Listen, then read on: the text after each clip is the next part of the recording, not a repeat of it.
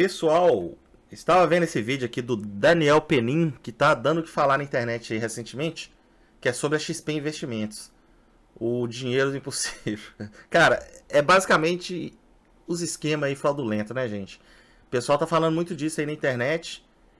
E nesse vídeo aqui eu gostaria de fazer um react do conteúdo dele e também trazer algumas informações aí que eu tenho, alguns livros que eu tenho de referência para que a pessoa não caia nesse tipo de coisa. Se tem uma coisa que eu sempre tentei transparecer é o fato de que as pessoas têm que estudar para não caírem nesse tipo de golpe, né? E só que é difícil. O mercado engana, né? As pessoas são enganadas por outras pessoas. Tem gente que vende sonhos, tem gente que vende números exorbitantes e isso convence as pessoas. Eu entendo muito bem disso. Já dei aula, por exemplo, eu dava aula de investimentos em 2019, já fazem 6 anos disso aí. E eu percebi isso no mercado. Eu parei de vender curso, eu falei com meus alunos que eu não queria ser comparado com esse pessoal.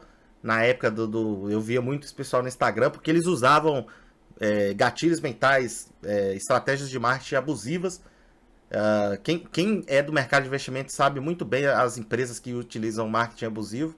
E aí eu não queria nem ser comparado com esses caras, eu não queria parecer esse tipo de pessoa. Aí eu parei de vender o curso lá na época, parei de vender o curso em 2020, eu acho. E aí mantive amizade com meus alunos, enfim. E falei pro pessoal que tinha que estudar e tal. Mas vamos ver o vídeo aqui e daqui a pouco eu trago para vocês mais informações aí sobre uns livros e o que eu acho que dá para fazer para você tentar minimizar essa chance de tomar um golpe de uma empresa que até ontem todo mundo achava que era idônea. No dia 12 de março de 2025, os olhos do mundo se fixaram na XP. O mundo inteiro começou a passar o pente fino. E cada fio de cabelo de cada operação do grupo XP começou a ser investigada. Pequena, desconhecida, com credibilidade duvidosa, XP eleva o tom contra a consultoria americana que fez acusação de pirâmide. Quem é Grizzly Research? Grizzly Research publicou um relatório chamada Grizzly Research. Falou que a XP trabalha ali num esquema mais ou menos como se fosse um esquema pombo. Esquema de pirâmide, né? Cara, vamos lá. Nunca ouvi falar dessa Grizzly Research aí. O que vocês têm que se atentar que é o seguinte, analisando de forma totalmente fria, né, gente? A XP tá acusando a casa de research de ser pequena e duvidosa, em vez de atacar os argumentos da análise da empresa. Já começa errado aí, gente. Quando começa a atacar o argumentador em vez do argumento, você já suspeita aí. Você já suspeita que o argumentador talvez esteja certo. Mas vamos ver. O sistema só continua a funcionar enquanto a XP for capaz de vender mais COIs. Se você tem investimento na XP, melhor reavaliar a corretora que você está colocando seu dinheiro, beleza? Dá uma pensada. Investidor Sardinha, especialista no mercado financeiro e também youtuber, postou um vídeo lendo o relatório da Grizzly. XP Investimentos é um esquema de pirâmide? Vocês sabem que aqui eu vivo falando mal da XP, acho a XP uma das piores empresas mais nocivas do nosso mundo. O conteúdo dele ficou menos de uma semana no ar e evaporou. No entanto, qual foi o erro deles, Daniel? Pegou o seu investimento e enfiou no rabo. É isso, exatamente isso que a XP fez. Quando a Grizzly posta o relatório, ninguém fala nada aqui nos comentários. Quando a XP fala em remover vídeos e ameaça processar influenciadores, os comentários começam a vir em massa. Se você tá na mão desses caras aqui, você tá correndo risco. E, gente, quanto vocês ganharam pra me passar pra trás? E eles não falaram. Cara, não falaram. É inacreditável o que os caras fizeram com o Baltar. Os caras agiram de má fé. Pronto. Essas pessoas só ganham um bônus quando fodem o cliente. É um esquema predatório mesmo da XP. Cara, em que momento foi que a gente normalizou essa história? O Brasil inteiro me pediu a mesma coisa para contar uma nova história nesse canal. Falando em culpa, esse vídeo não vai fazer nenhuma acusação, mas vai fazer todas as perguntas. Como que a XP consegue transformar 50 mil reais em 17 milhões e meio em 9 anos? Como que um fundo de investimentos da XP está operando agora com quase 35.000% de rentabilidade? Por que o grupo XP é o melhor do mundo para administrar o próprio dinheiro e é o pior do mundo, segundo os processos, administrando o dinheiro dos outros? Só que a única pergunta que tá todo mundo pedindo é para responder se a XP tá fazendo alguma coisa errada. Só tem um jeito de responder essa pergunta. Descobrindo como uma empresa saiu da falência e se tornou bilionária. Investigando por que o Itaú Unibanco comprou 49,9% da XP em 2017 e agora tem 0%. E será que ele deixou de acreditar no impossível? E se você, do mesmo jeito que eu, tá achando difícil acreditar no impossível, se prepara porque hoje tem uma nova história. Não de milhões, nem de bilhões. Uma história de 1 trilhão. Nem de empresa, nem de corretora, nem de banco. De tudo isso e mais um pouco. Hoje você vai conhecer a história não contada da XP.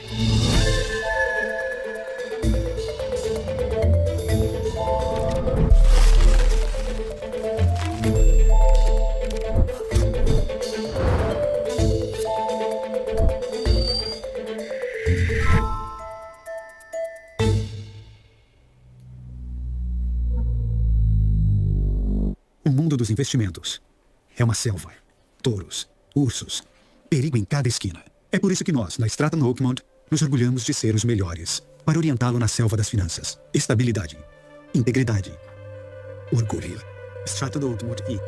XP Investimentos é uma corretora de valores brasileira, fundada em 2001, é uma das maiores corretoras independentes do Brasil. A XP hoje é uma empresa de investimentos que tem mais ou menos 225 bilhões em ativos sob custódia, são mais de 1 milhão de clientes, são 3 marcas distintas, a gente tem a marca Rico, a marca Pira e a marca XP, são 700 escritórios do Brasil afora. Eu acho que nem nos meus melhores sonhos da adolescência, da infância, eu achei que eu poderia estar à frente da XP, ou seja, a pessoa que tinha sido demitida lá atrás e que se achou a pior dos homens do mundo, agora é a pessoa que está tentando transformar o mercado financeiro brasileiro, ajudando as pessoas a investirem melhor. Como que uma empresa que estava à beira da falência chegou até o bilhão?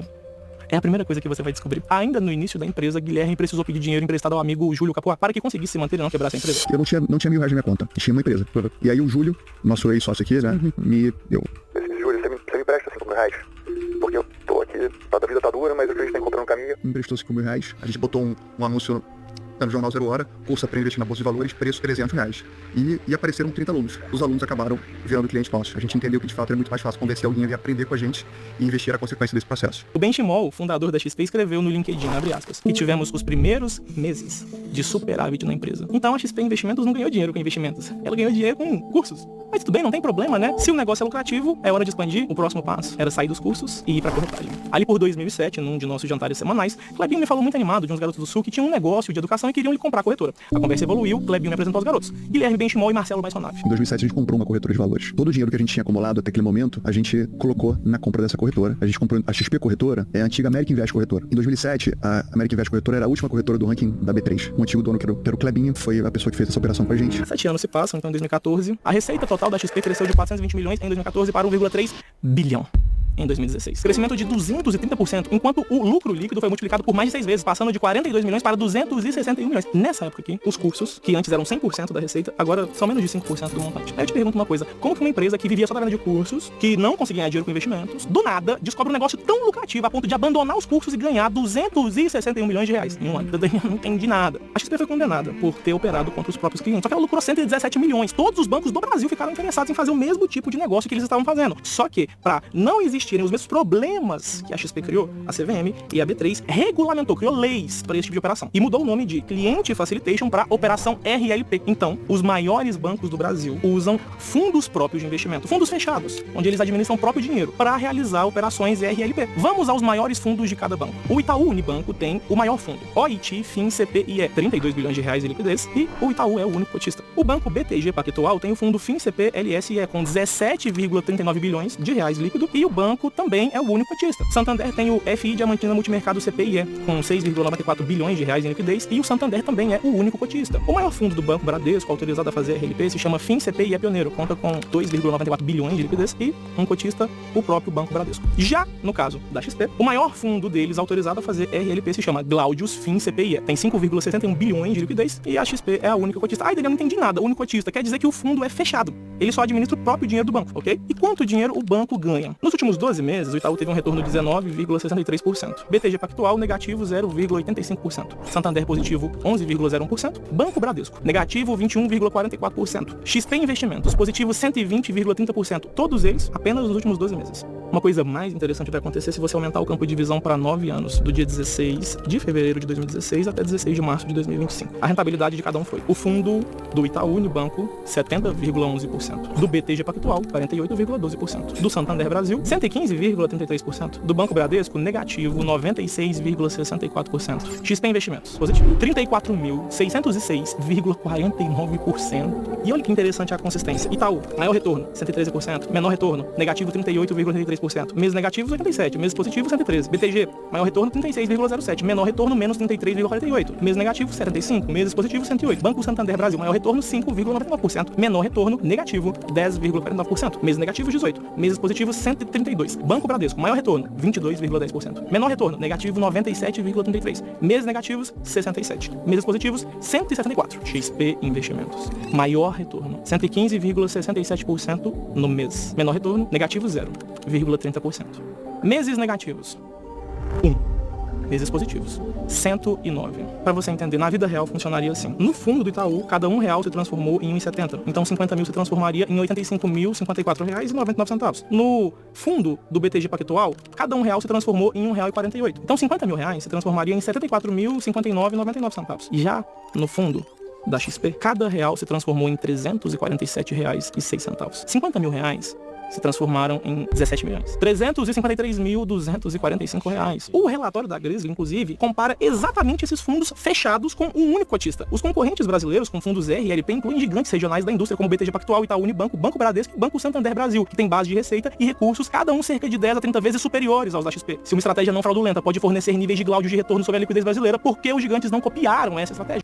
Pessoal, o negócio é o seguinte, vocês estão vendo o vídeo aí, até agora o que aconteceu aqui? O que foi dito aqui? Basicamente é isso, a XP tem um resultado que nenhum outro fundo no mundo já teve, né? É impossível, cara, é impossível ser legal, impossível. Não tem como, as justificativas que eles dão pra isso aí são totalmente contrárias à lógica, são contrárias a qualquer, assim, noção estatística considerada minimamente provável. É impossível você ter esse resultado por tanto tempo. Um mês negativo e sei lá quantos, mais de 100 positivos, cara. Enfim. As empresas que vêm à memória aí, que fizeram isso aí, todo mundo sabe que foram as empresas fraudulentas aí no mercado, né? Teve aquela Enron lá, que tinha os resultados positivos aí, mas não eram positivos, né? Só que eles vendiam como se fosse. E você tem o caso da XP aí, que o caso deles é um pouco pior, né? A forma como eles estavam fazendo isso aí, tipo, operando contra o cliente e tal. Porra, vendendo COI pro pessoal. O cara vai explicar sobre COI, que eu não vou explicar muito bem não. Mas eu vou dar uma... Deixa eu ler um trecho pra vocês aqui, desse livro aqui, ó, que é A Lógica do Cisne Negro. Que eu vou indicar outros pra vocês de uma vez, porque eu não tô falando muito nesse vídeo, né? Eu vou indicar outros livros pra vocês aqui, que podem ajudar a impedir ou pelo menos minimizar as chances de você cair num golpe desses aí. Porque nesses livros os caras falam basicamente que isso é de praxe do mercado. Tem livro aqui que é tem quase 100 anos de idade já, que os caras falam que isso aí é prática comum no mercado. Falta de transparência, o corretor de imóveis tentar te passar para trás. Eu vou mostrar, eu já vou falar desses livros todos de uma vez aqui. E depois a gente volta pro vídeo aqui e eu pontuo mais algumas coisas que eu lembrar aqui de cabeça. Porque senão eu vou perder muito tempo. E aí, eu vou mostrar pra vocês, eu vou falar pra vocês o que cada livro fala sobre isso.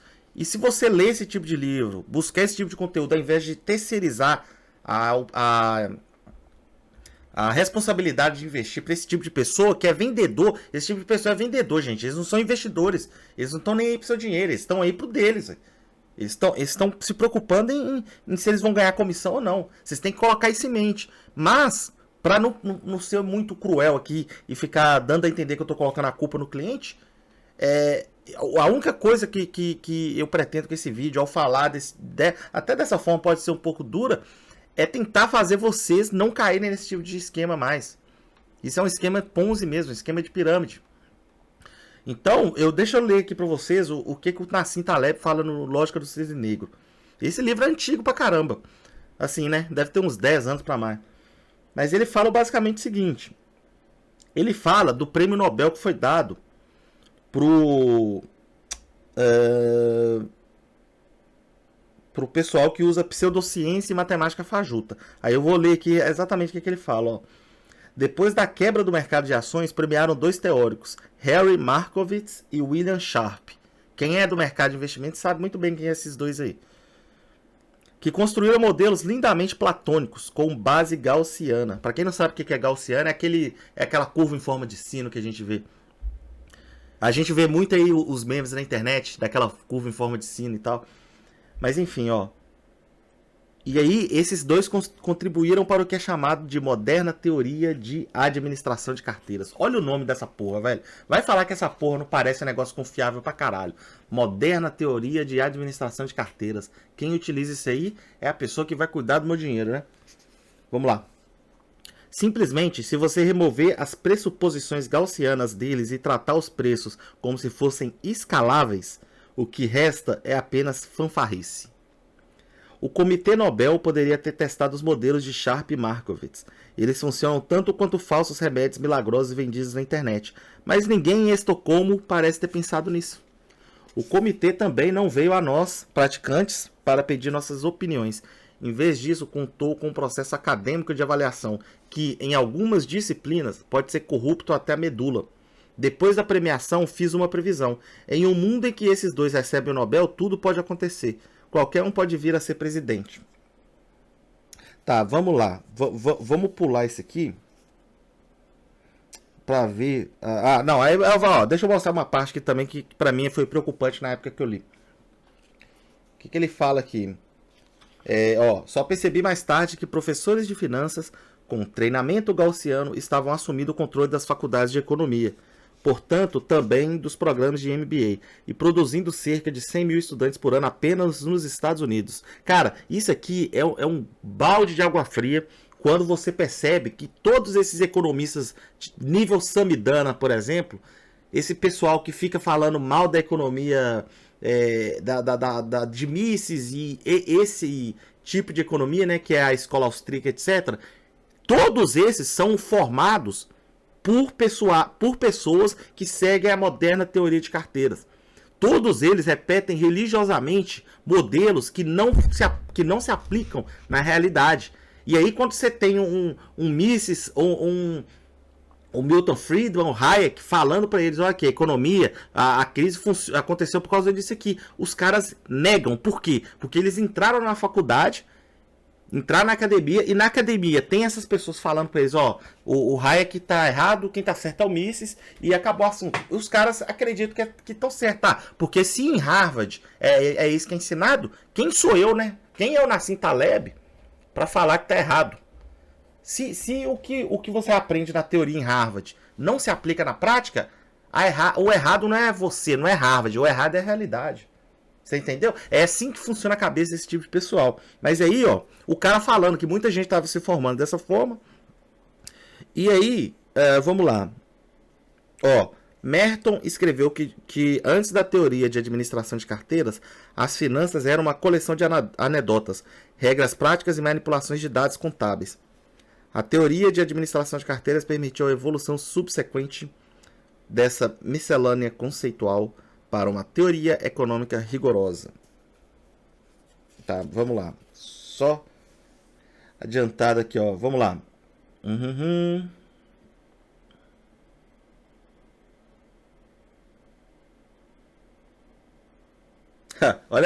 Olha a safadeza. Para vocês entenderem mais ou menos os argumentos do que esse pessoal da XP deve utilizar.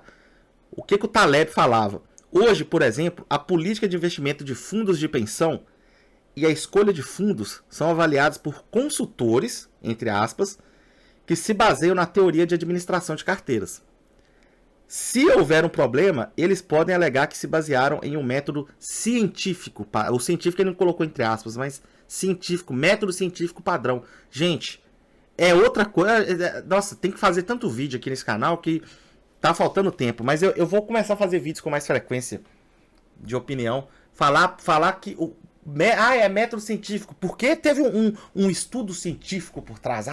Então tá certo. Cara, é esse tipo é esse tipo de coisa que você tem que lidar. Muita coisa mentirosa que é chamada de científica e muita gente sendo enganada no processo. E aí o cara fala, eu segui um método aqui, ó. O errado não foi eu. O método tá certo. O errado é a realidade, gente. Vocês têm que entender isso. Ó, vamos lá.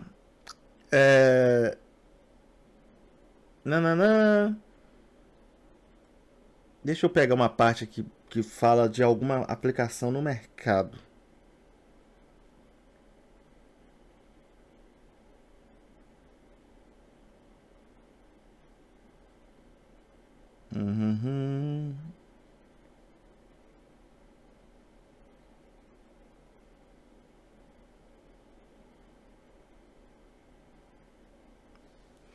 Basicamente ele fala que em 97 eles deram... Ó, não, essa aqui é boa. Em 97 eles deram outro Nobel aí pra outras pessoas que pegaram uma fórmula matemática, melhoraram ela pra investir.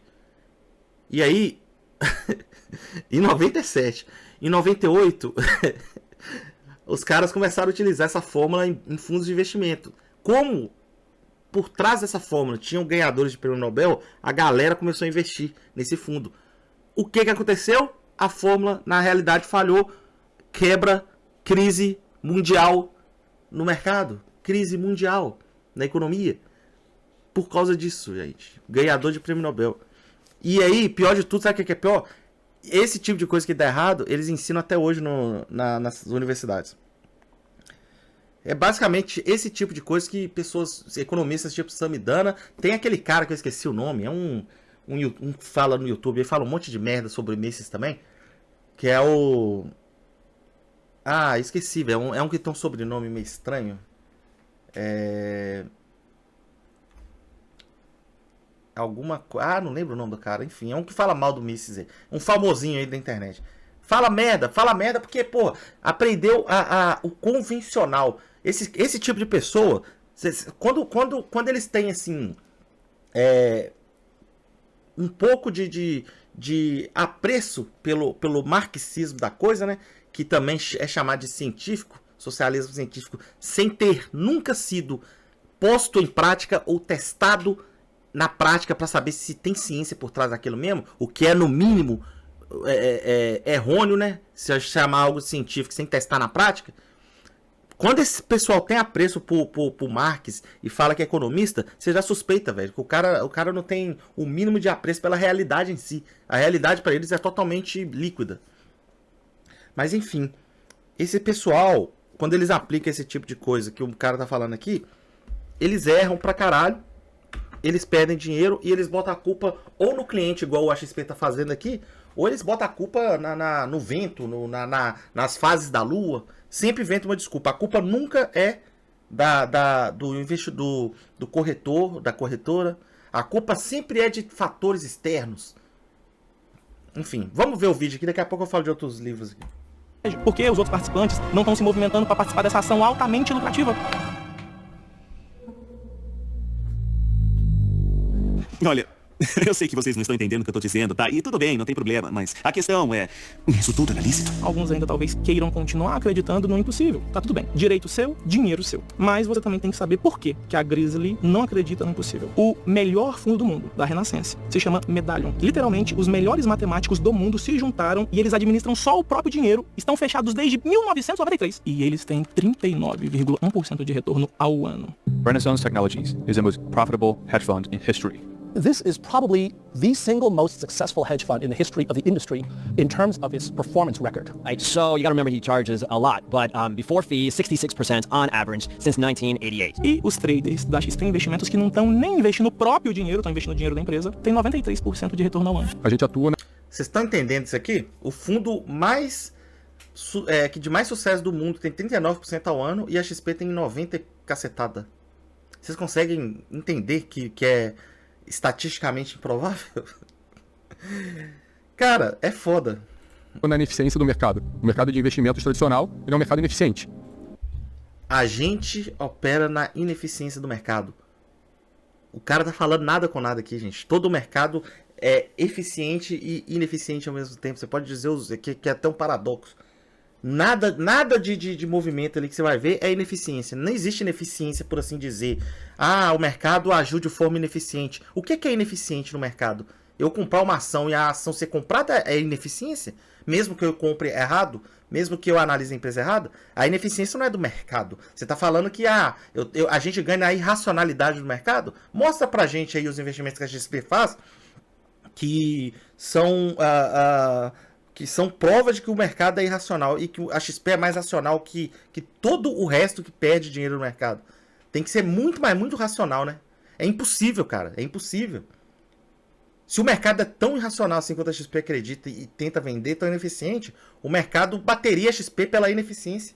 Como é que a XP sozinha bateria o mercado inteiro pela eficiência? Não tem como, cara. Então, assim, não de forma absurda igual eles estão fazendo com 93% ao mês. E como a gente atua com muita intensidade no mercado ineficiente, o resultado acabou sendo exponencial. Por quê? E como que os funcionários... O mercado, como a gente atua com muita intensidade, o resultado acaba sendo exponencial. Beleza, mas é só exponencial para cima, nunca é para baixo? Quando foi o exponencial para baixo, foi 0,1% de perda no mês. Ou 0,01 lá que o cara mostrou. Quando é exponencial para cima é muito, quando é para baixo não é nada. Me fala gente, é por isso que eu falo que vocês têm que ler esses livros aqui. Não tem um investidor que já fez o mínimo que se aproxime disso que a XP faz. Você pode pegar qualquer livro de investimento, qualquer investidor assim, que tenha tido sucesso no mercado, todos eles vão falar que perderam dinheiro pra caralho. Não existe só ganhador no mercado, pô. Se existe, se alguém vende essa ideia pra você, é por isso que eu falo que vocês têm que ler. Pra vocês quebrarem esse espelho distorcido da realidade, que mostra um reflexo de uma realidade totalmente impossível de ser aplicável na prática. Como o cara vai vender pra você a ideia de que você sempre vai ganhar? Ah, aposta nesse cavalo que você sempre vai ganhar. E você vai ver aquilo e vai acreditar que aquela é a realidade. É a mesma coisa de você investir numa pirâmide qualquer que fala que você vai ganhar, sei lá, 3% aí ao mês para sempre, 5% para sempre. Garantido. Eles falam garantido. Você vai ganhar garantido. Tem umas que são mais ousadas, você vai ganhar 10%. Isso é o nível tigrinho das coisas. Cara, acho que tigrinho nem sei se faz isso, inclusive. Nunca operei, nunca investi, brinquei com essa merda. Mas enfim, quando eles fazem esse tipo de coisa, você tem que desconfiar na hora. E falar, não vou investir nessa merda, eu não sou otário. Porra, velho, você tem que estudar, ué. Porra, coisa de praxe aí de qualquer investidor que queira ter sucesso no mercado. É isso aqui, a calculadora HP, pra você fazer você mesmo suas próprias análises. E porra, livro pra caralho, velho. Esse livro aqui é o principal aí de investimentos, o Security Analysis. É isso que você tem que fazer pra você não cair em papo de vagabundo de corretora, porra. Você vai ficar ouvindo corretor. Esses caras da XP, pior, os da XP são chatos pra caralho. Teve uma vez que eu tava trabalhando, um cara me ligou. Ah, Thiago, oportunidade aí de investimento. E eu não querendo nem conversar. E o cara querendo me empurrar, sei lá o que. Eu nem lembro que investimento que era. Eu falei, não tem interesse não. Mas os caras são chatos pra caralho. Então assim, cara, crie independência intelectual pra você mesmo cometer seus erros e seus acertos. Não confia em vendedor que empurra investimento para você. Vou dar outro exemplo de livro aqui, já que eu parei esse vídeo para falar um pouco. O outro livro que eu quero falar para vocês aqui, que eu também indico, vão anotando aí, eu vou deixar o nome desses livros aqui na descrição do vídeo também. O outro livro que eu quero mostrar é esse aqui, ó, Manias, Pânicos e Crises. Esse livro aqui, gente, ele fala, né, das várias crises que a gente teve durante os séculos. Acho que a primeira que ele fala que é a crise das tulipas, acho que é do século XVIII, 1700 e alguma coisa, salvo engano. Não lembro de cabeça aqui, mas ele fala da forma como elas acontecem. Sempre são os mesmos movimentos. E aí, isso chama atenção, por quê? Porque mesmo sendo os mesmos vieses que acometem as pessoas, os mesmos movimentos, as pessoas não aprendem com os erros do passado. Elas cometem de novo. Por quê? Porque sempre aparece a bola da vez, sempre aparece a nova tulipa, sempre aparece a nova XP, sempre aparece o novo investimento que vai acabar e revolucionar o mercado. Sempre aparece. Isso não é algo que eu estou falando da boca para fora e de forma estereotipada. É a realidade, sempre aparece. E sempre que aparece, as pessoas muitas delas que caíram antes, vão cair no esquema de novo. Por quê? Porque as pessoas, elas normalmente, pelo que a impressão que dá, é que isso aí, quando eu tô falando das pessoas, eu não tô me tirando dessa situação, não. Eu me incluo nisso aí. Apesar de eu nunca ter caído numa merda igual a XP fez com o pessoal, mas eu me incluo nisso aí, em se tratando dos vieses mentais que a gente tem. Todo mundo tem esses vieses, não dá pra escapar. Ninguém consegue ser racional 100% do tempo. Mas é basicamente o seguinte, as pessoas, no geral, elas não conseguem ligar as limitações mentais que ela tem, os erros de julgamento que elas têm, com os resultados práticos dos investimentos. elas não conseguem fazer uma engenharia reversa quando elas perdem o investimento e chegar na conclusão mais provável do porquê ela ter perdido no investimento. Então, a tendência da pessoa que perde é colocar a culpa em qualquer coisa. Quando eu dava aula de investimentos, eu lembro de eu fazer isso. Eu olhava gráfico, eu chegava, gente, eu vou investir aqui, vou comprar aqui. Aí eu comprava, perdia. Quando eu perdia, eu ficava olhando o gráfico para tentar entender por que eu perdi. A culpa nunca era minha, a culpa era sempre do gráfico. Todo mundo passa por isso, todo mundo acha justificativos. Só que o problema é que a gente tende a fazer isso de forma isso é algo totalmente racional. É algo totalmente racional. A gente tende a fazer isso de forma constante. O ser humano é uma máquina de pré-julgamentos. Inclusive, outra vez aí, eu já reindico o Lógica do Cisne Negro, porque nesse livro também o autor fala muito disso, o Taleb fala muito disso. E depois eu vou tentar achar alguns trechos dele aqui que falam sobre isso. Esse vídeo vai ficar grande pra caralho, tô até vendo. Mas nesse livro do Taleb, ele fala, por exemplo, que o ser humano, ele acredita que ele tem a ilusão da compreensão. Ele acredita que sabe mais do que sabe. Todo ser humano é assim. Quem que se acha burro? Pensa assim, você se acha burro?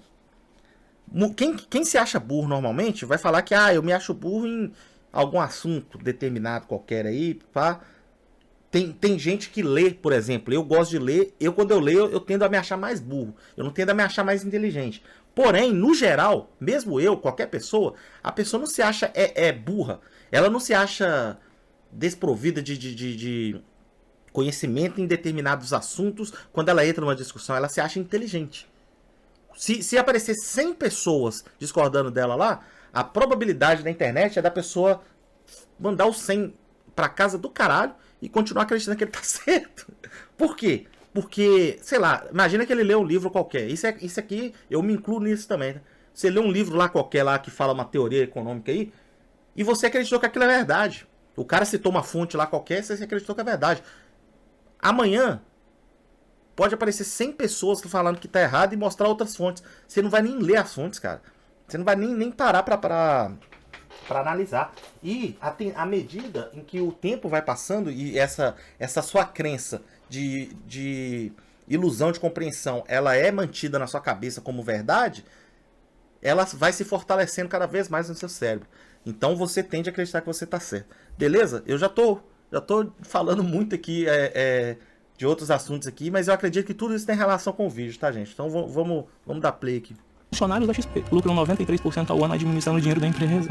Na XP a gente sempre procura formas de fazer o impossível para o cliente. A XP Investimentos entrou em contato comigo, falou assim, cara, olha só, a gente tem uma oportunidade. Eu gostaria de trazer um assessor aqui para conversar com você. O foco do assessor é exclusivamente no cliente. O único objetivo dele é fechar uma assessoria 100% alinhada aos interesses do cliente. Conversamos ali, o cara, pô, o que tu faz da vida? Eu falei, pô, eu tenho um canal de videogame. O cara, pô, também gosta de videogame, não sei o que lá. É um relacionamento de confiança construído no longo prazo e ambos com o mesmo objetivo. Eu me sinto parte da família do meu cliente. Pô, esse cara é meu amigo, filho. Esse cara tá aqui, ó. E através da nossa assessoria, que a gente acorda todos os dias com a missão de fazer o brasileiro investir melhor. Daniel, mas o Itaú é o maior banco da América Latina e eles acreditam no impossível, viu? A XP faz parte do Itaú. Fazia. A XP não faz mais parte do Itaú. Em 2017, o Itaú comprou 49,9% da XP. A operação com o Itaú, ela foi super emblemática, sem dúvida nenhuma, mas ela marca um momento nosso onde a gente talvez esteja saindo da adolescência e esteja começando a fase adulta. Galera, quem é mais das antigas aí lembra disso aí, né? 2017, XP fazia eventos aí no Brasil, né? Ah, meu Deus, eu lembro muito disso. Vou falar pra vocês, eu não sei se eu já falei aqui nesse vídeo, mas eu comecei a estudar investimentos em 2012. Eu tava com 22 anos, era um pobre fudido. E aí, queria ganhar dinheiro na internet. Aí eu fui, comecei a estudar, conheci a XP lá atrás, fiz uns cursos da XP, inclusive. A XP começou vendendo curso, o cara acha que fala isso aqui no vídeo também. Eu fiz uns 4 cursos da XP ao todo. Fiz curso de análise técnica, eu não lembro se eu fiz de análise fundamentalista, mas eu fiz curso de investimento também. E era aquela coisa, cara, naquela época lá era o que tinha. Em 2013 ali, era o que tinha. 2014, você não tinha muito curso disponível igual você tem hoje. Hoje você tem muito curso, muitos deles são umas merdas, mas você tem muito curso. Um que eu fiz lá atrás, que eu considero bom até hoje, é um chamado Árvore da Riqueza. Nem sei se existe esse curso ainda. Acho que esse bobear tem até salvo aí no computador, no notebook antigo aí. Esse curso é um curso que eu considerava bom pra caramba. Ele falava tanto de análise técnica quanto de análise fundamentalista. Os da XP eu achava mais ou menos, não gostava muito não. Mas eu fiz, né, porque a XP era a XP, porra. Eu fiz curso aí da Empíricos, acho que eu fiz curso da Suno de Valuation. Eu fiz curso pra caralho, gente. Muito curso, li muito livro, inclusive. Também já faz 13 anos que eu estudei isso aí, né? Já cheguei a dar aula de investimentos e tal, enfim. Então, assim, quando eu comecei a estudar em 2012. Quando chegou em 2017, XP, Itaú comprou. Primo Rico tinha acabado de surgir em 2017. Tava um hype, né? Só que, eu já tava estudando há 5 anos. E aí, eu comecei a ver Primo Rico, passou um tempo eu parei de ver. Por quê? Primo Rico era muito básico. Primo Rico é tipo o cara que tá entrando no mercado, começa lendo lá, Pai Rico, Pai Pobre. O cara não vai ficar no Pai Rico, Pai Pobre pra sempre, né? Ele vai começar a pegar uns livros mais avançados de valuation e daqui a pouco ele não vai querer ler nada que tenha o mesmo nível Pai Rico, Pai Pobre, porque é algo básico. Eu parei de ver Primo Rico basicamente por isso. Tudo que ele falava, até quando ele tentava falar de assuntos avançados, tipo valuation, ele falava de forma muito básica. Se você pegar o livro de o vídeo de valuation do Primo Rico, você não vai conseguir calcular o que ele calculou ali com ação nenhuma. Por quê? Porque ele fala de uma forma básica pra caramba e não explica bem. Mas enfim, o Primo Rico fazia eventos aí, junto com o pessoal da XP, ficava um fazendo propaganda ali do outro, e eu olhava aquele negócio, tá, legal, né? Itaú entrou aí, XP, maior corretora do Brasil, beleza. Eu nunca gostei muito da XP, né? Até porque a XP era que tinha a corretagem mais alta lá atrás, quando a gente brincava de fazer day trade aí, era que tinha cobrar uma corretagem absurda. Pra que eu vou entrar, né? Era melhor entrar nas pequenas. As pequenas são as melhores, né? E aí eu entrava em outras, mas enfim. Só que eu tinha conta na XP também, da mesma forma que a maioria dos investidores tinha. E aí, era aquele negócio. XP só servia pra mim pra você comprar ação e deixar parado. Investimento a longo prazo, né? Não era bom você ficar comprando e vendendo também, porque corretagem era muito alta. Só que eu sempre desconfiava do hype, velho. Quando qualquer investimento tem hype pra caramba, você desconfia. Quando qualquer coisa na vida, gente, vocês têm que entender isso. Quando qualquer coisa na vida tem muito hype, você pode desconfiar do hype. Se é alguma coisa que, por exemplo, quem investe há mais tempo lembra do boom do Bitcoin. Talvez foi em 2017 também, em 2018, não sei. O boom do Bitcoin lá, que o Bitcoin subiu pra caramba. Quando subiu pra caramba, tinha gente que nunca tinha ouvido falar do Bitcoin querendo investir. Por quê? Por causa do hype. Quando tem hype, você desconfia. Por quê? Porque não é hora de você comprar, pô. É hype, pô. Hype passa. Porra, quando sai muita notícia. Quando eu dava aula de investimentos, eu tinha uma aula que eu falava de fatores psicológicos. Aí eu mostrava as notícias criando hype e o resultado no mercado de ações.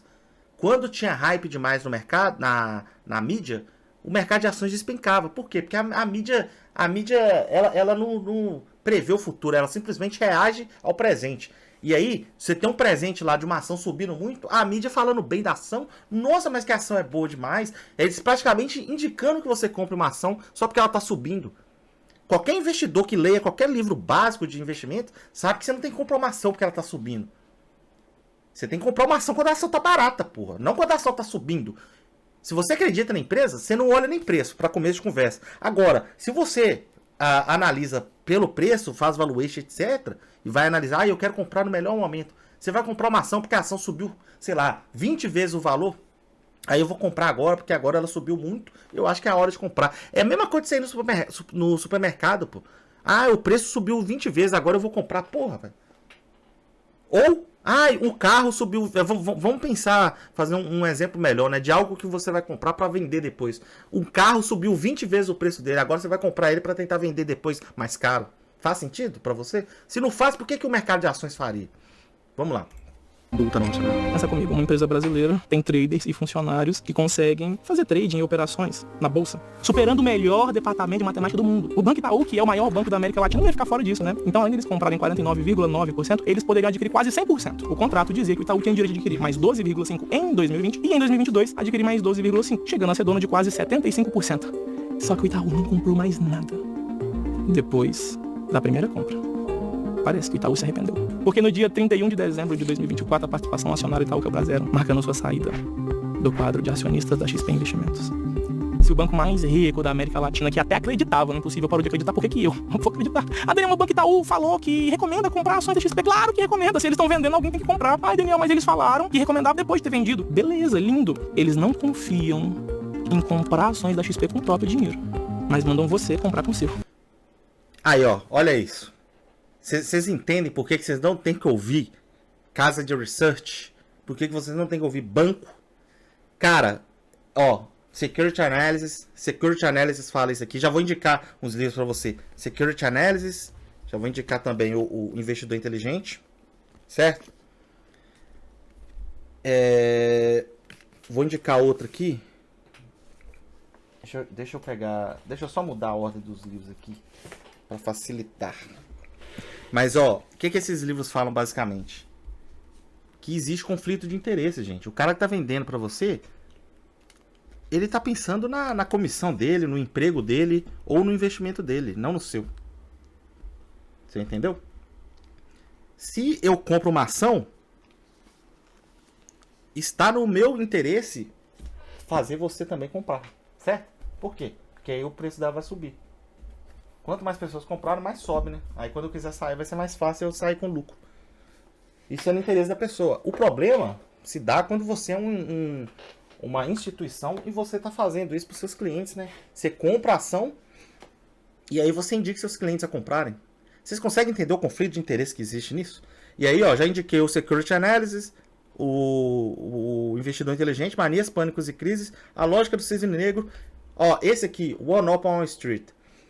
One Up on Wall Street do Peter Lynch. Peter Lynch, porra, pra quem é do investimento também conhece o cara. O cara foi o fundo do cara ganhou muito dinheiro, cara. Eu não lembro de cabeça quanto, mas foi muito. Se eu não me engano, esse livro aqui tem um... Acho que tem um gráfico mostrando quanto que você ganharia no fundo dele. Mas era algo absurdo. Era algo de você colocar lá $10 mil e depois de 20 anos você ficar milionário. Era um negócio tipo assim, sabe? Era muito dinheiro. Ou isso era em se tratando de alguma ação. Sempre você encontra ações que fazem isso. Que se você colocar 10 mil, você ficar X tempo, você fica milionário. No Brasil também acho que já aconteceu isso aí. Não sei se talvez com a Magazine. O negócio é você ficar, né? Cara, enfim, tem muita coisa para falar sobre investimento. Mas aí, o que o Peter Lynch fala aqui? Ele fala o seguinte, ó. Cara, você tem duas empresas, a Apple e uma empresa que é mais desconhecida, né? A Apple, vamos supor que ela tem chance da ação dela subir 10% no ano. A empresa mais desconhecida, ela pode subir até 200%. E o cara que é corretor de investimentos, que trabalha na corretora, ele confia que a empresa pequena vai crescer esse tanto aí. Porém, primeiro, que um crescimento de 100% numa empresa menor, ela não faz muita diferença num fundo bilionário, certo? Não vai fazer muita diferença Ela não vai fazer muita diferença no total, né? No montante ali do dinheiro. Segundo que é uma empresa desconhecida. A chance dele te indicar essa empresa é 1000 vezes menor do que ele te indicar a Apple. Por quê? Ele está pensando no emprego dele. Se a Apple cair, o investidor vai chegar e vai pensar assim, pô, a Apple caiu, hein? O que será que tem de errado com a Apple, hein?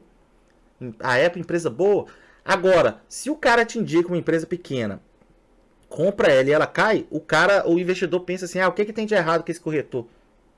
Aí é o emprego do corretor que fica na reta. O investidor não questiona a empresa, porque a empresa é desconhecida. Ele questiona o corretor que indicou a empresa.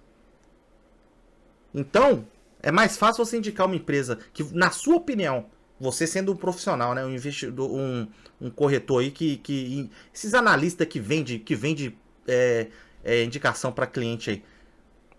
Não tô falando mal de todos. Eu tenho um ódio da maioria deles. Mas eu sei que tem um ou outro aí que eu vejo na internet que fazem um ótimo trabalho como analista de investimento. Mas, velho, a maioria é o que vai pegar a fama, né, velho? Infelizmente. A maioria não vou falar a maioria também. A minoria barulhenta que quando passa por um escândalo é que pega a fama e que fode o resto do grupo. Você sabe muito bem como é que funciona. Mas enfim. Esse pessoal, eles indicam. Eles vão indicar uma ação que rende menos em detrimento de uma que rende mais, mas que é mais desconhecida. E aí o Peter Lynch fala isso nesse livro aqui, no One Up on Wall Street. Esse livro existe em português, o jeito Peter Lynch de investir. O Security Analysis, que é de 1930 e alguma coisa, foi traduzido para português, não faz nem 4 anos. Se você não sabe português, se você não sabe inglês, quer dizer, e você esperou para ler esse livro traduzido, cara, você fica atrás de todos os investidores que sabem inglês. Já começa aí. Primeiro você tem que ler, para não cair em golpe de safado na internet e em corretoras. Segundo, você tem que saber inglês também, porque o golpe que o cara vai falar aí, a maioria dos investidores aqui no Brasil nem conhecia. Por quê? É um golpe em inglês, porra. Ninguém nunca tinha ouvido falar essa merda. Então, assim, você tem que ler e você tem que saber inglês, cara. Pra ler inglês, porque se você esperar... Olha só, o livro passou quase 100 anos que ele foi lançado. É o livro mais... Simplesmente o livro mais importante de investimentos. É o livro do cara que foi professor do Warren Buffett. Quase 100 anos para ser traduzido para português. Quem sabe ler inglês, leu essa porra aqui, que é investidor no Brasil. Quem não sabe, tem que confiar em analista da XP. Porra, é complicado, né, gente? E aí, esse livro aqui, esse aqui eu comprei em inglês na época, não porque eu queria ler inglês, mas porque na época acho que não tinha versão em português em estoque. Ele já tinha sido traduzido, mas não tinha estoque. E aí, velho, o cara fala isso aí, cara, ó. Você não pode confiar, você não pode confiar em corretor. Ele, nesse livro, ele fala, inclusive... Ele indica que as pessoas investam de forma independente. Eu tenho quase certeza que é nesse livro que ele fala isso. Porque tem dois, eu tenho dois dele aqui. Mas aí eu fico na dúvida de qual dos dois. Mas ele fala em um dos dois que ele indica que os caras investam de forma independente. Não confiem em banco, não confiem em corretor, pelos motivos citados aqui anteriormente. Deixa eu ver se eu acho algum trecho aqui que seja bom desse livro para eu falar. E aqui outra coisa, eu indico... Cara, acho que se eu fosse indicar assim 3 livros, o primeiro seria esse aqui do Peter Lynch. O segundo ou terceiro provavelmente seria o outro dele, porque além dele ensinar a como... Esse aqui ensina mais a filosofia dos investimentos. O outro que eu vou citar aqui ensina mais a investir mesmo. Mas além dele ensinar como você tem que pensar para investir, esse cara é engraçado pra caramba. Ele conta umas histórias aqui que, porra, você rola de rir. Então, assim, ele é muito bom. Mas vamos lá. Eu queria achar uma lista que ele faz do livro. Deixa eu ver. Eu acho que eu tenho marcado aqui. Esse livro é cheio de gráficos também, para quem gosta de figuras, igual eu gosto nos livros, né? Os gráficos são ilustrativos. Ó, ele fala aqui, ó. Achei aqui, ó. Ele faz a primeira parte do livro, aí ele escreve uma lista das coisas que ele quer que as pessoas lembrem. E aí, ó, o que é que ele fala, ó. Não superestime as habilidades e a sabedoria dos profissionais. Cara, olha aqui, esse livro aqui, sei lá, velho, eu li esse livro há uns 6 anos, nem lembro quando eu comprei esse livro. Esse livro aqui, esse cara escreveu, será, em 1994. O cara tá falando basicamente para você não confiar nos profissionais, que foi o motivo das pessoas caírem no que a XP fez. A leitura impediria muita gente de confiar cegamente num corrupto desses aí que fez isso com as pessoas, velho, que indicou coisas ruins, né? Investimentos ruins. Ó, o que mais que ele fala para você não esquecer, ó? Tire vantagem do que você já sabe. Procure oportunidades que não foram descobertas ainda e que não foram certificadas por Wall Street, né? No caso aqui no Brasil seria Faria Lima. Companhias que estão fora do radar, né? Empresas que estão fora do radar. Invista numa casa antes que você invista numa ação. Ele fala para fazer isso. Invista em empresas, não no mercado de ações. Isso aqui é uma coisa, velho.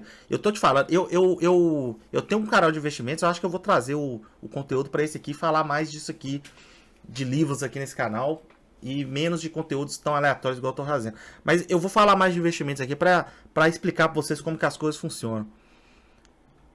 Invista em companhias, não no mercado de ações. Muita gente não consegue perceber a diferença. Muita gente está investindo nos números da tela e não na empresa por trás dos números. É o tal do hype que eu falei anteriormente. Muita gente que investiu no Bitcoin estava investindo no Bitcoin, não na tecnologia de blockchain. O cara que não consegue diferenciar número de ação tá fudido, velho. Esse cara aí, ele pode até ganhar, assim, por algum tempo aí, de sorte. Vai ser de sorte, velho. Mas ele não vai conseguir ganhar por habilidade nunca. Porque ele não consegue entender que ele tá investindo num negócio. Você tem que entender isso. Ó, aí ele fala, ignore flutuações de curto prazo. Isso aqui é uma coisa também que muita gente não entende. Grande grandes lucros podem ser feitos em ações ordinárias e grandes perdas também podem acontecer. Olha essa aqui também que muita gente não consegue entender. Prever a economia é fútil, inútil. Prever a economia. Quem tenta prever as coisas? Eu lembro do Samidana que criou um software lá de previsão de resultado de futebol. Porra, vai cagar, bicho. Isso é besteira. Prever a direção do mercado de ações no curto prazo é inútil também. Os retornos de longo prazo das ações são ambos previsíveis relativamente e também muito superiores aos retornos dos investimentos, como é que a gente fala? De renda fixa, né? Eles falam que, então ele fala que o mercado de ações no longo prazo eles têm uma previsão mais provável do que as previsões que as pessoas fazem do mercado de renda fixa. Interessante isso aqui eu não lembrava.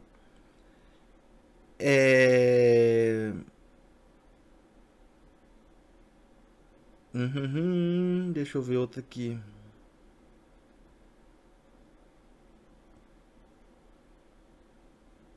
Acho que tá.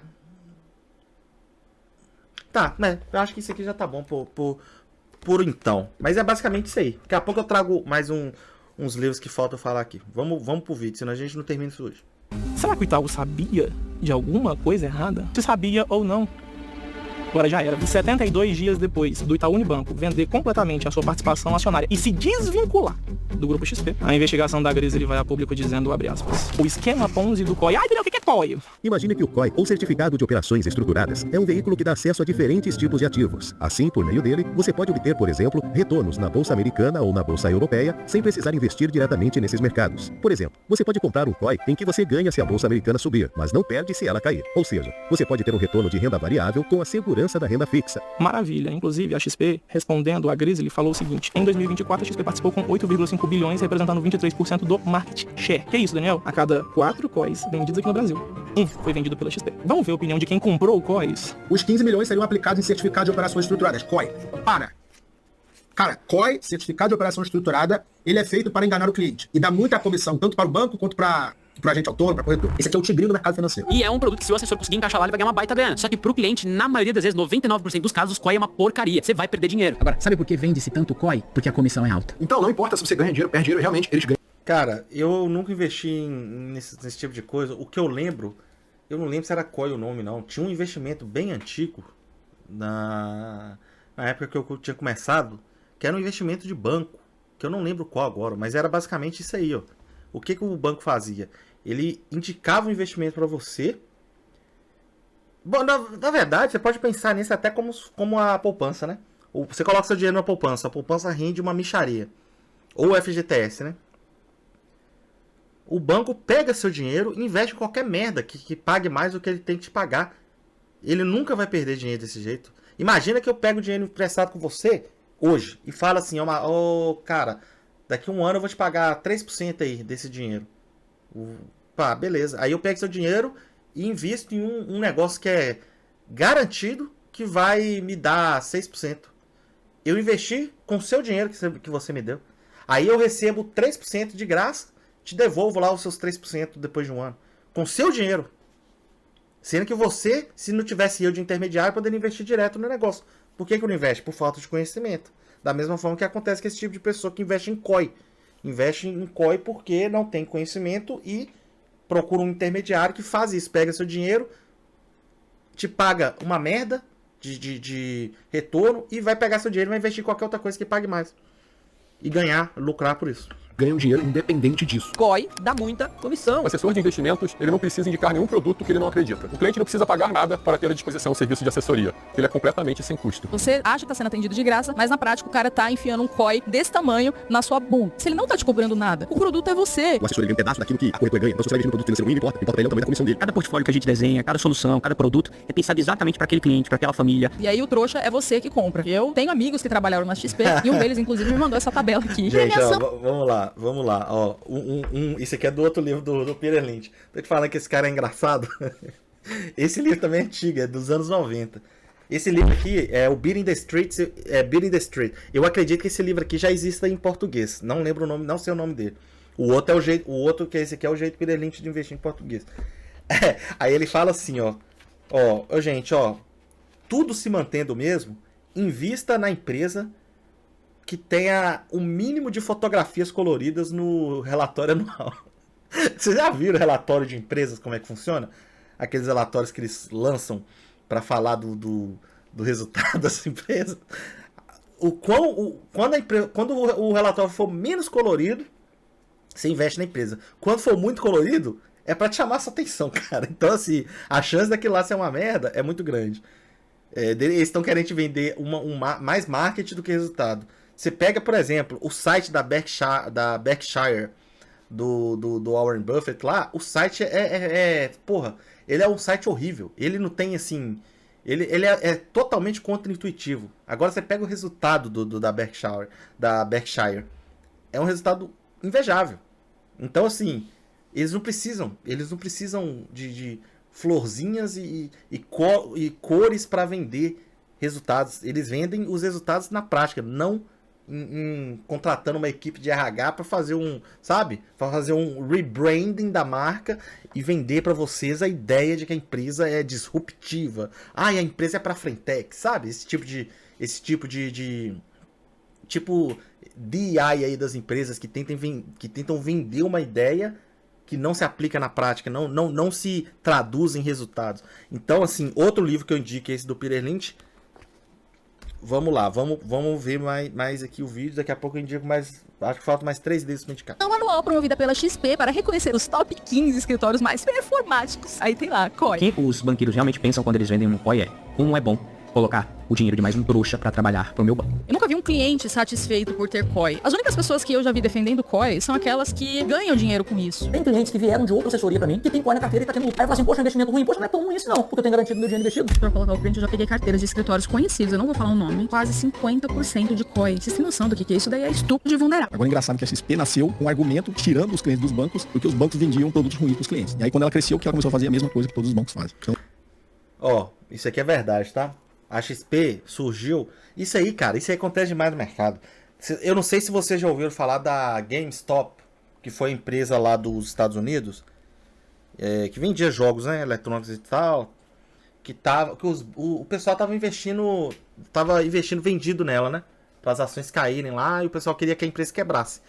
Aí um investidor falou que não tinha motivo para isso, que a empresa era boa, ele gostava da empresa e etc. Sabe, o cara investiu na empresa simplesmente e começou a fazer vídeos no YouTube, simplesmente porque ele gostava da empresa. Aí um monte de gente viu aquilo e começou a investir na empresa também. O que aconteceu? As ações da empresa dispararam. E o cara, ele não falava só que ele... eu gosto por isso, isso, isso. Ele mostrava os relatórios nos vídeos. Gente, olha aqui os resultados dela, pá. Não tem motivo pra ação tá caindo. Os caras estavam vendendo, simplesmente vendendo pra jogar o valor dela lá embaixo, para depois comprarem barato. E aí o cara entrou. Aí, o que aconteceu nessa época aí? Tinha uma corretora nos Estados Unidos chamada Robinhood. Então, deve existir até hoje. O nome Robinhood passa a impressão de que eles vão ficar do lado do pobre, né? Tirar do rico para dar pro pobre. E aí, o pessoal todo que entrou no movimento para investir a favor da empresa e comprar as ações, investia pela Robinhood. O que a Robinhood fez em determinado momento? Ficou do lado dos bilionários e impediu as pessoas de comprarem ações. Porque as ações estavam subindo muito e os bancos estavam perdendo dinheiro. A Robinhood, o nome da corretora, ficou do lado dos bilionários. Por quê? Eles querem vender pra você, cara. Eles querem seu dinheiro, cara. Por isso que eu falo, você tem que ler livro, pra você não cair de conto de fadas. Olha, gente, que empresa inclusiva. A empresa contrata negros, a empresa contrata lésbicas, gordas, de cabelo rosa. Nossa, eu vou investir nessa empresa. Cara, isso é exatamente o que eles querem. Só querem que você invista neles. Eles estão cagando pra essa merda na vida real. Da mesma forma que a porra da empresa que chama literalmente Robinhood tava pouco se fudendo pro cara que queria investir nela. Porque aí na hora que os bilionários pagaram esses filhos da puta pra impedir as pessoas, eles impediram as pessoas. Você entendeu? E é sempre assim que funciona. É lobby atrás de lobby atrás de lobby.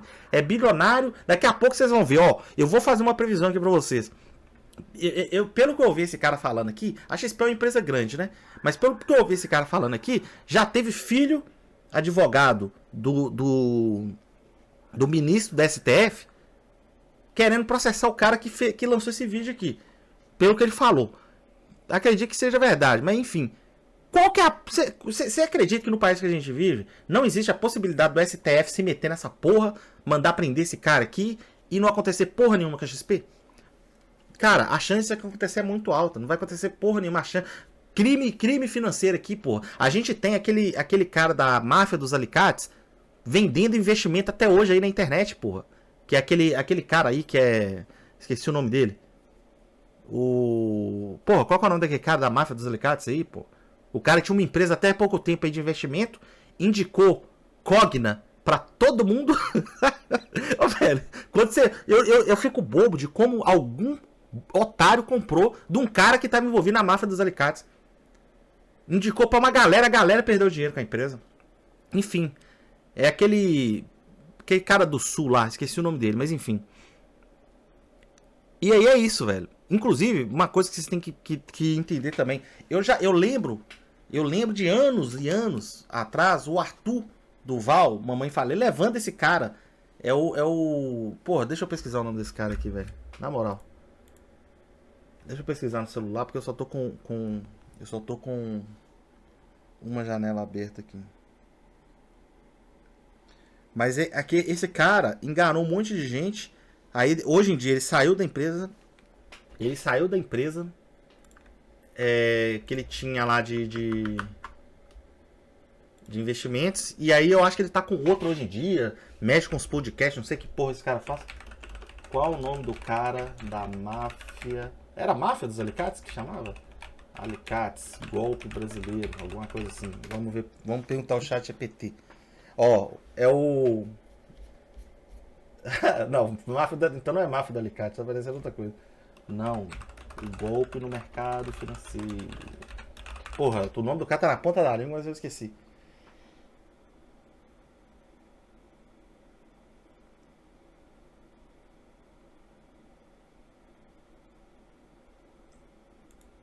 Porra, velho, cadê? Nossa, velho, esse chat GPT também às vezes ele deixa a desejar pra caramba.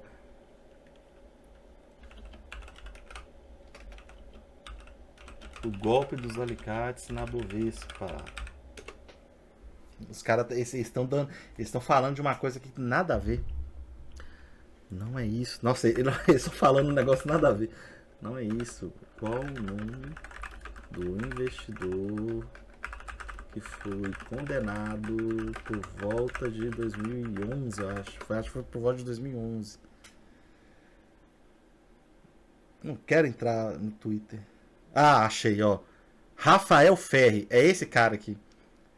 Como que um cara faz um esquema de corrupção no mercado, depois de anos ele cria uma empresa e você simplesmente investe porque o cara falou isso? Como? Eu explico como. Não precisa, é uma pergunta retórica.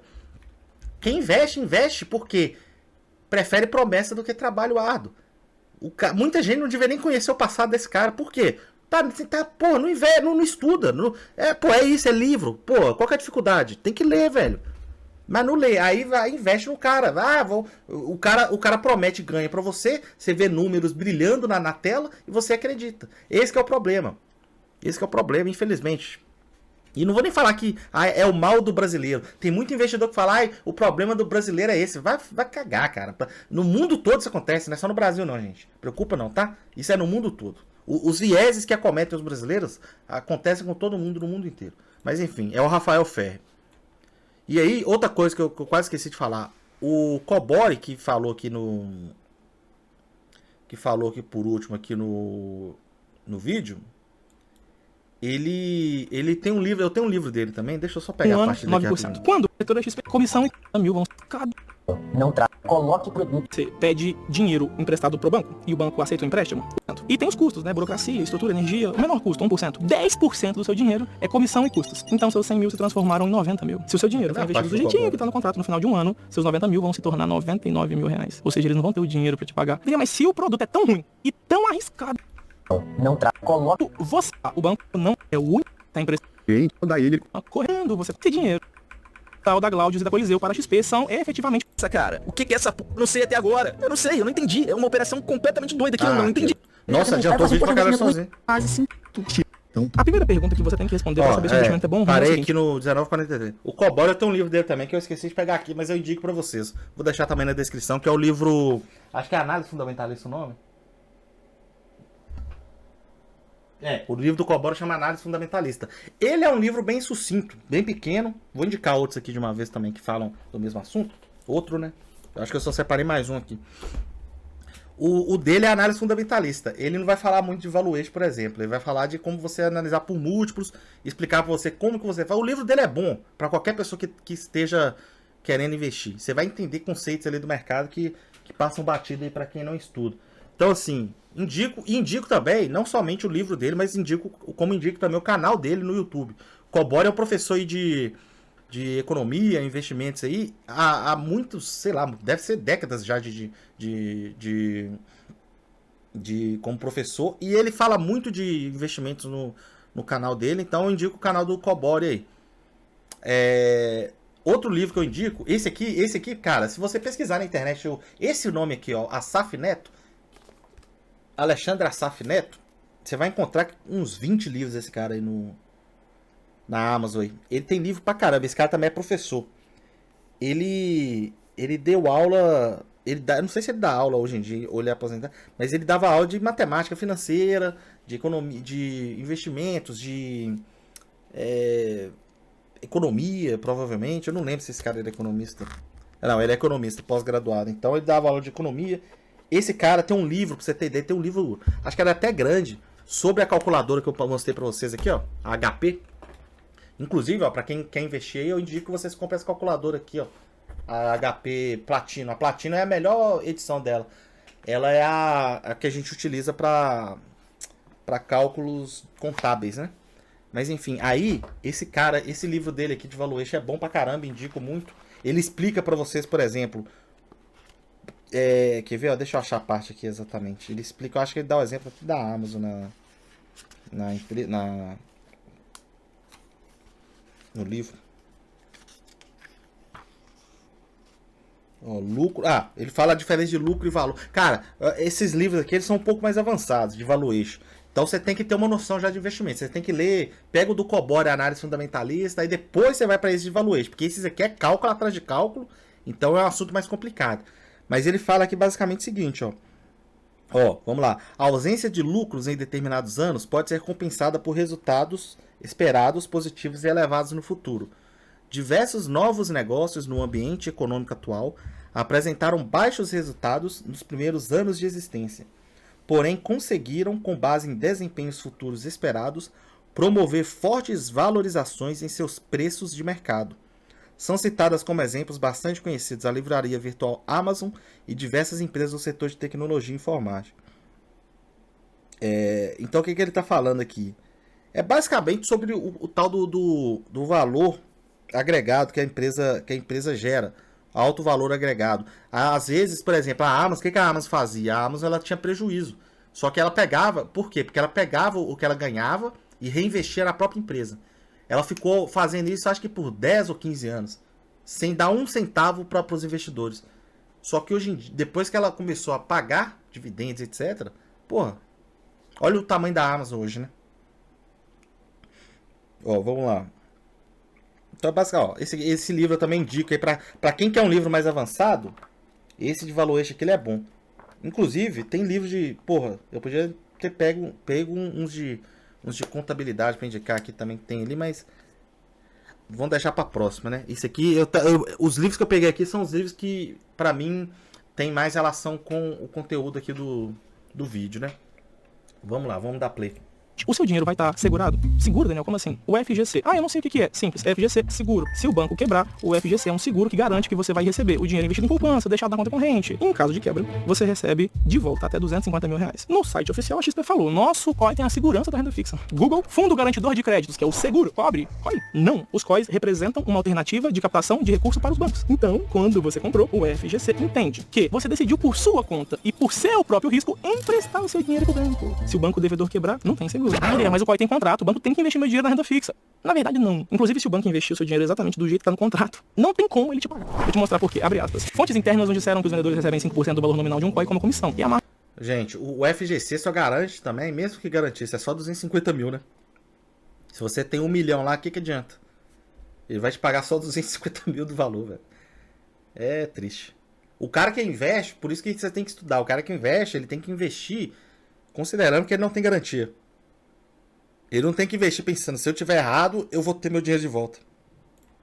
A margem de lucro interna média após todos os custos para a XP é de cerca de 4%. Aí chega o assessor e fala assim, olha, tem um produto maravilhoso para você aqui. 100% do capital investido, que a bolsa subir é seu. Se ela ficar negativa, você tem seu dinheiro de volta a qualquer momento. Isso é qual, pessoal? Um certificado de operações estruturadas que vai te dar garantia 100% do patrimônio. É isso que o assessor tem que explicar. É um investimento como o outro qualquer. Essas perguntas você tem que fazer. Senão, poxa, aí a culpa é até sua. Poxa, que não estuda, pelo menos... Olha o estudo. COI é roubada. Os pesquisadores apontam que 252 de 284 COIs tinham potencial de lucro menor do que títulos públicos. Existe algum motivo para você fazer um investimento arriscado, mas com o qual deve ganhar algo parecido com o que receberia se deixasse o dinheiro quietinho na poupança? Que porra é essa, cara? O que é essa porra? Não sei até agora. Eu não sei, eu não entendi. É uma operação completamente doida que eu não entendi. Ele não é obrigado a saber. Ele tá pagando pra XP pra eles ofertarem bons produtos pra ele, só gerirem a carteira dele. Agora, o que eu não consigo entender é como uma empresa que trabalha com investimento, ela é gananciosa a ponto de passar os clientes pra trás pra ganhar mais dinheiro. Porque uma hora você vai estourar. Cara, eu não entendo a surpresa. Não sei se o cara aqui tá surpreso com isso. Porque isso é mais regra do que exceção no mercado. Isso que a XP faz é mais regra do que exceção. Não tô falando do mercado brasileiro, assim, não vou citar nomes também para não tomar processo, né? Mas, cara, é igual eu disse, peguem os livros e leiam as histórias do mercado financeiro para vocês verem que, por exemplo, nos Estados Unidos, isso a própria Robinhood que eu citei aqui agora, olha o nome da empresa que fez sacanagem com os clientes, Robinhood, cara. É isso é regra, gente, isso não é exceção. Podem pensar nisso aí para qualquer empresa, porra. Vou dar um exemplo para vocês aqui, não vou citar nomes, mas vou dar um exemplo para vocês. Em 2019, as corretoras, elas faziam lives no YouTube com pessoas fazendo day trade. Um deles vendia curso aí prometendo ganhos de 200 mil no mês. Do mês não, 200 mil no mês não.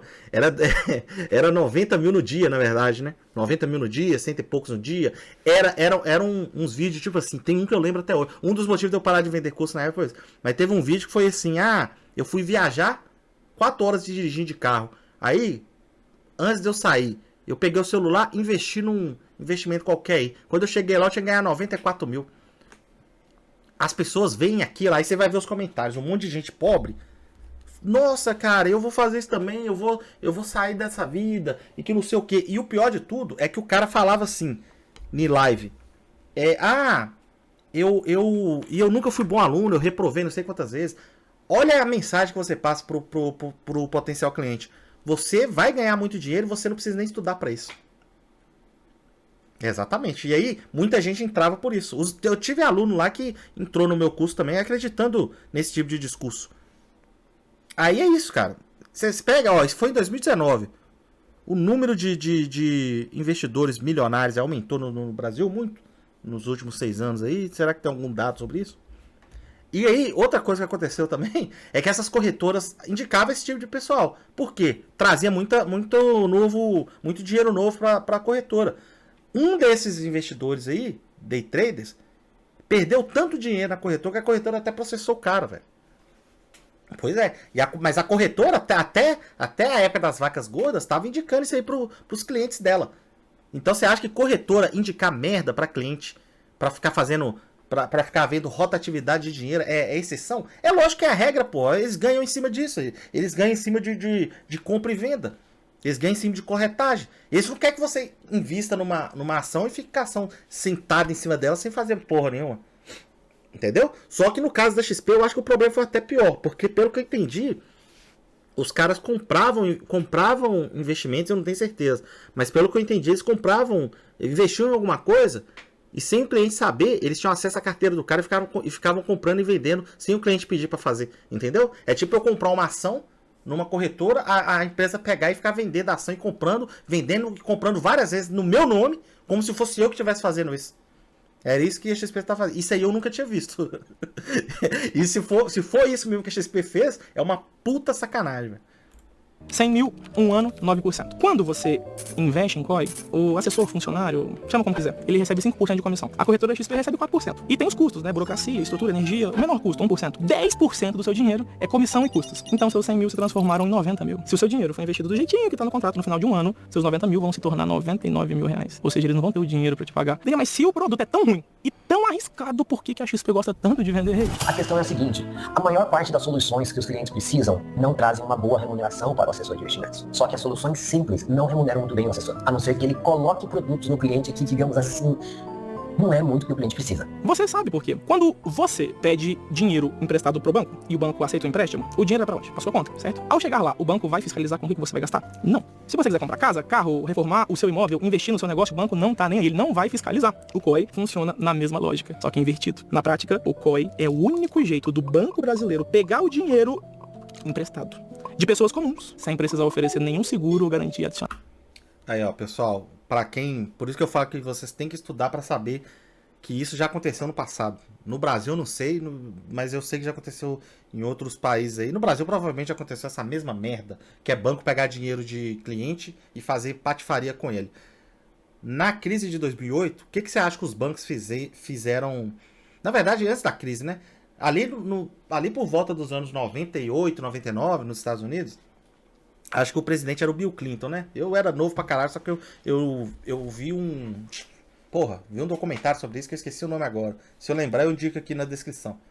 Mas aí o que aconteceu? Ele passou uma lei que derrubava a lei que foi criada na crise de 29 lá, que impediu os bancos de investirem em ativos de risco. Eu não lembro o nome da lei agora. Mas aí ele passou a liberar que os bancos investissem em ativos de risco. O que é investir em ativos de risco para o banco? É pegar o dinheiro do cliente e investir. Aí tem um negócio chamado Índice de Basileia, que é o que estipula quantos % o banco tem que manter do seu dinheiro no banco e não pode mexer. Vamos supor que você coloque 100 reais no banco.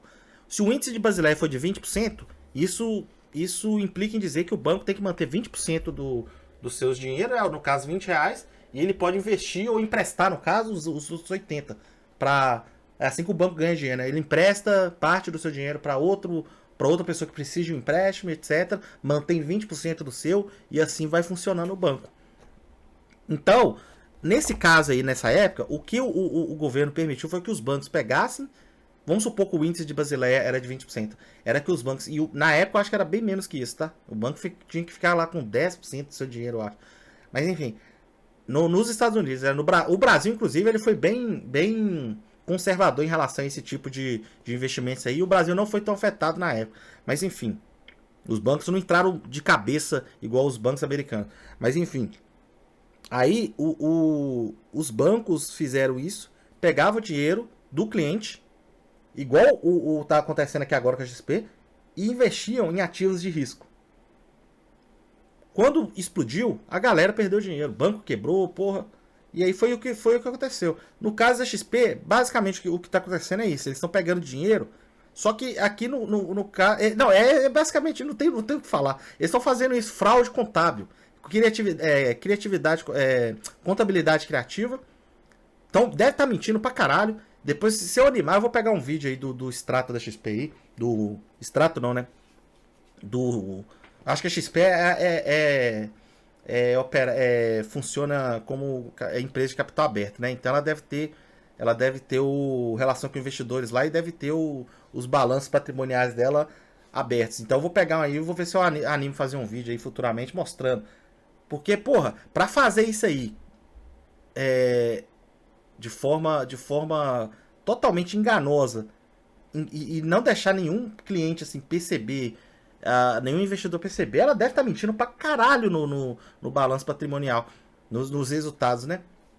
Inclusive, é por isso que eu falei pra vocês, pô. Os resultados que a XP anuncia aí, anuais, devem vir muito coloridos, né? O PDF deve vir colorido pra caralho. Pra convencer o cliente que a empresa é boa, idônea, né? Então, assim, é complicado, gente. É isso aí, né? É o que temos, mas vamos lá. E aí, por consequência, quando você começa a mexer no bolso dos clientes, ele começa a perceber que aquela aplicação que ele tinha como sendo sonho de consumo não é mais aquilo, isso começa a incomodar ele começa a ter que mudar o comportamento que ele tinha. A consciência vem do bolso, então, né? Vem do bolso, então... Mas, Daniel, mas tudo bem. A XP não é um banco, ela é uma corretora. Errado novamente, a XP tem um banco. O Banco XP pode emitir o COI. Quando você compra um COI do Banco XP, o banco incorpora o dinheiro seu, que agora foi emprestado. E esse dinheiro vira patrimônio do banco. O banco tem o direito de colocar esse dinheiro em um fundo de investimentos próprio, como o Glaudius, por exemplo. Foi isso que a investigação da Grizzly disse. O segredo da lucratividade da Glaudius é que ela registra entradas de caixa de produtos COI como lucros. O negócio não está crescendo por si só, ele está crescendo porque a XP continua capturando mais investidores brasileiros para o fundo. Este esquema, obviamente, introduz riscos enormes aos investidores de XP e COI. Isso significa... Aí, ó, então, o que eles estavam mostrando como lucro? Thiago, investe no meu fundo de investimento. Eu invisto, aí eles consideram que aquilo é lucro. Sendo que não é lucro, é só captação de dinheiro. Não quer dizer que o dinheiro que eu coloquei lá se transformou em mais dinheiro como investimento. Ele só quer dizer que alguém entrou lá e colocou mais dinheiro, só isso.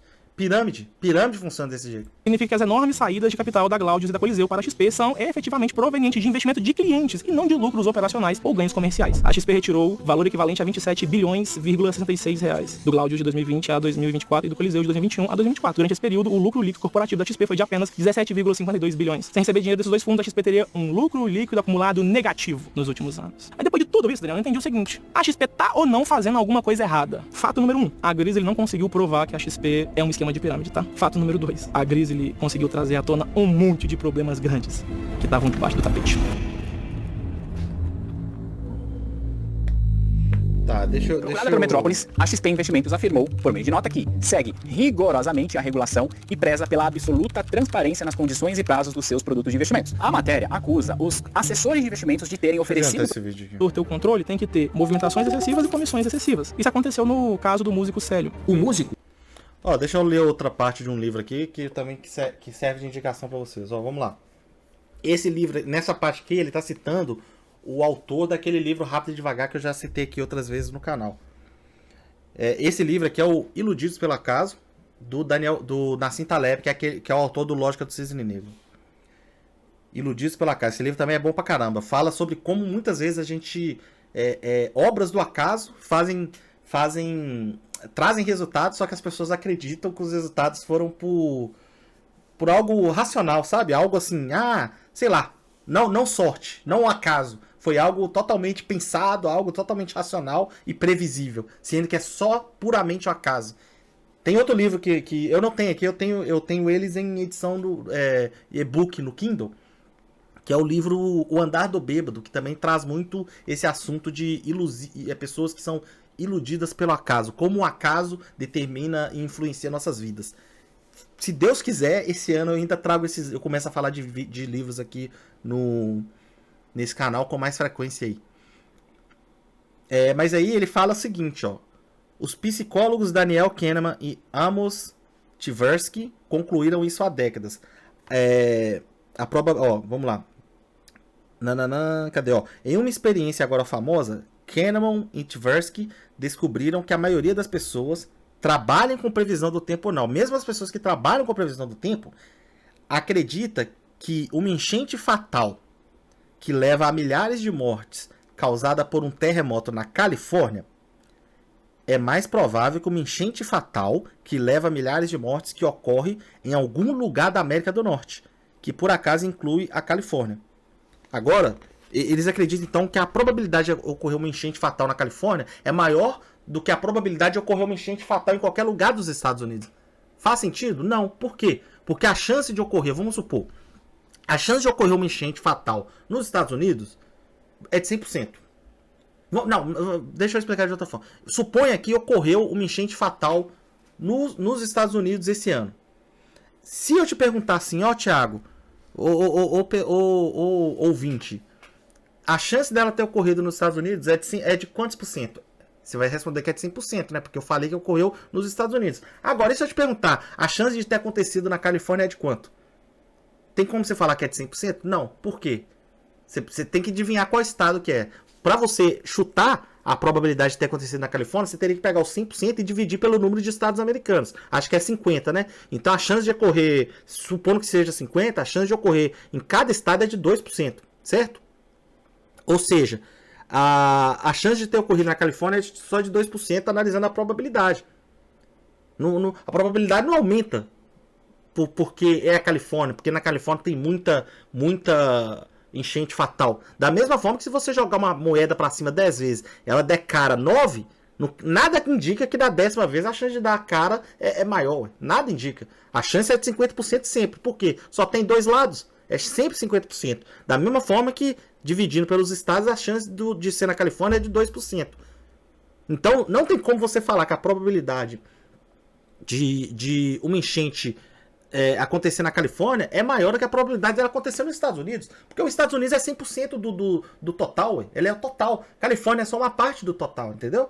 Mas aí, quando você faz uma pergunta dessa, igual os caras fizeram com experimentos e etc., lá nos Estados Unidos, o Daniel Kahneman ganhou o Nobel também por causa disso, ele percebe que as pessoas não respondem baseado na realidade, na racionalidade. Elas respondem baseado no que elas conseguem puxar da memória. E o que elas conseguem puxar da memória é a Califórnia tendo enchentes fatais. E aí, isso nubla. Não sei se nubla, existe a palavra nubla, né, em português. Isso nubla o raciocínio da pessoa, e a pessoa vai e tende a responder errado por causa disso. Ela responde mais baseada na intuição do que na razão. E esse livro também fala muito disso, Iludidos pelo Acaso. Outro livro que eu indico aí, ó, para qualquer pessoa que tenha interesse em investimentos. O Nassim Taleb, inclusive, ele era investidor antes dele se aposentar. Célio Carvalho afirma no processo ali na justiça que, seguindo orientações da XP, ele foi conduzido a oferecer todo o seu patrimônio em garantia de operações no mercado financeiro. Ele disse que o valor das operações alavancadas feitas pelo assessor chegou a 1,1 bilhão, o equivalente a 56 vezes o patrimônio dele, que era em torno de 20 milhões. Foram 20 milhões de reais em comissões. O cara tem 20 milhões de reais de patrimônio, só de comissão. O assessor da XP ganhou 20 milhões. O patrimônio do cara inteiro só de comissão. Só que como esse crime, churning, é um crime financeiro, é uma coisa que não é conhecida pelos brasileiros, na hora de protocolar corretamente a ação judicial, poucas pessoas entendem sobre o assunto. O crime é o churning. Inclusive, eu encontrei até agora só um caso que a XP foi condenada a ter que ressarcir o cliente. Ó, eu vou parar o vídeo por aqui porque ficou longo. Vou só indicar mais um livro aqui e só falar da conclusão aqui que eu tive desse vídeo. O negócio é o seguinte, a XP, pelo que o cara fala que ela foi condenada só por um caso, em todos os casos que o cara mostra dos clientes mostrando o que estava acontecendo na XP, o que a XP fez? Acusar o cliente de estar falando mentira. Juro pra vocês. E no caso, a XP teve que pagar um caso só. Num caso específico, o cara provou que o assessor da XP tinha enganado ele. Aí a XP falou, não, o cliente está falando mentira. Mas caso o cliente esteja falando verdade, a empresa não pode ser responsabilizada pelo funcionário. A XP falou isso. E, gente, como a gente sabe que a gente vive no Brasil, eu não vou falar isso também, porque nos Estados Unidos acontece muitos casos aí de ninguém ser preso e não acontecer porra nenhuma. Mas nos Estados Unidos, pelo menos, quando acontece uma merda dessa, você vê casos de... Uns até vão pra cadeia, fica lá 1 ou 2 anos lá, e volta pra casa. Tem uns que se matam, cometem suicídio, igual aconteceu no caso da... Acho que foi na crise de 2008, alguém cometeu suicídio.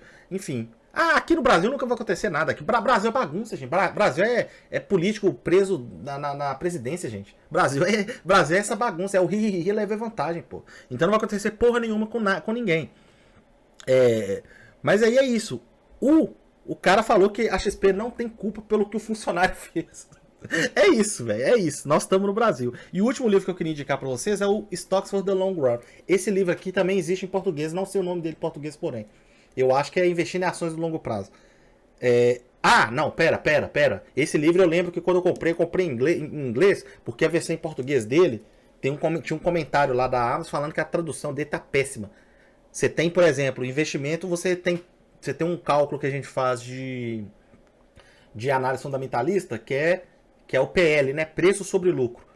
Pelo que eu vi do comentário do cara que comprou a versão traduzida, ele leu mais da metade do livro e devolveu para pegar a versão em inglês, porque ele falou que até essa tradução estava errada. Os caras inverteram ela e colocou lucro sobre preço. Então, se você investe fazendo o cálculo ao contrário do que deveria ser, porra, seu resultado vai ser desastroso. Então, essa versão aqui eu indico que vocês comprem em inglês, tá? Não sabem inglês? Aprendam inglês.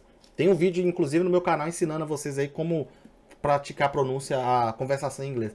Mas esse livro aqui, Stocks for the Long Run, é do Jeremy Siegel. Jeremy Siegel também, ó, vamos lá. Ele é professor de finanças, né, da Wharton School e University of Pennsylvania. Wharton School, para quem não sabe, lá nos Estados Unidos, é tipo a Harvard das universidades de finança. É nesse nível aí. Esse cara é foda, esse livro aqui é foda pra caralho. Eu não lembro quem me indicou esse livro. Eu não lembro quem me indicou esse livro aqui. Faz muitos anos. Mas esse livro é bom. Esse livro aqui tem um capítulo dele, deixa eu ver qual que é. Que ele fala muito dos vieses mentais que acometem os investidores, que é basicamente todo aquele papo que eu falo do Daniel Kahneman, né? Deixa eu ver.